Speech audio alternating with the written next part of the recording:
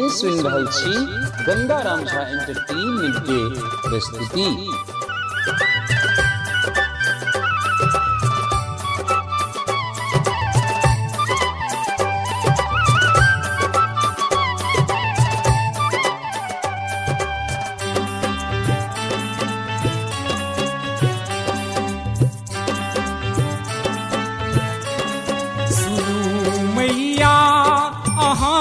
कहिया दया करबै दया करबै मैया अहाँ कहिया दया करबै दया करबै।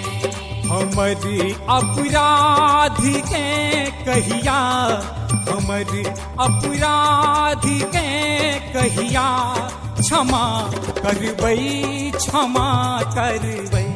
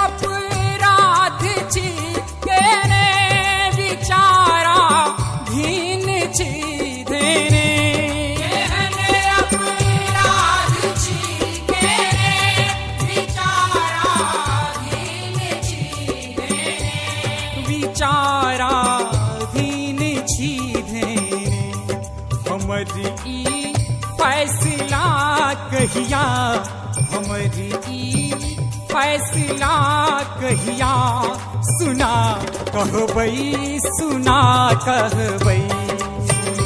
मैया अहाँ कहिया दया करबै दया करबै। हमारी अपराध के कहिया हमर अपराध के कहिया क्षमा करबै क्षमा करबै। सुनू मैया सुनू मैया।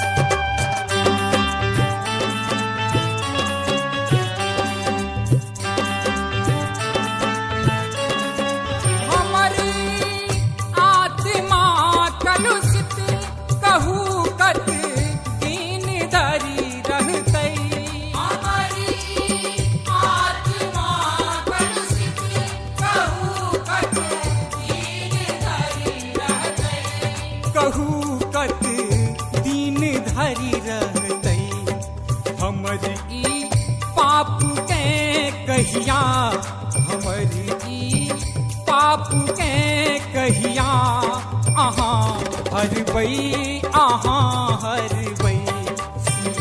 मैया अहाँ कहिया दया करबै दया करबै। हमारी अपराध के कहिया हमर अपराध के कहिया क्षमा करबै क्षमा करबै। सुनू मैया सुनू मैया।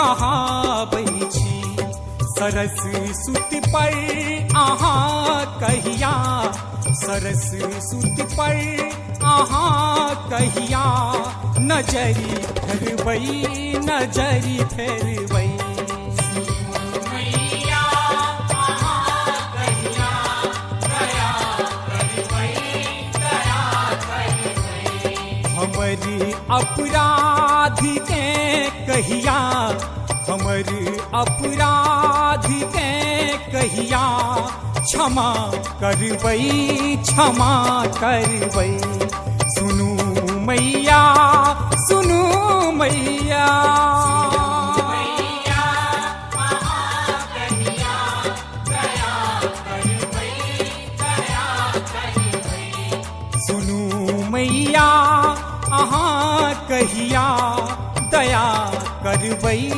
दया करबै